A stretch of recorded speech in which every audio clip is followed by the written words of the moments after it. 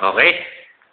Dito na ulit tayo sa kwento ni Big Guy Ramos. Ito naman tong kwento na to, hango to sa isang kwentong pangalan ay isang batang magnanakaw na si Big Guy. Ngayon, ito na. Itong building to Ito building yan, building.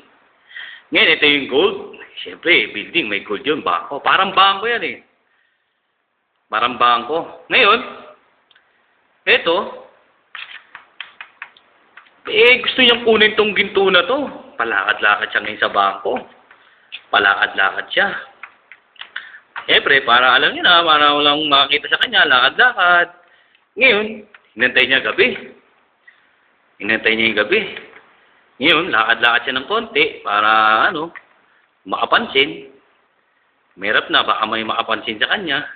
Lakad-lakad siya konti. Yan, lakad-lakad siya konti. Yan. Wala nang tao. Wala na palang tao. Nakita niya, wala nang tao. Dali siya pumasok.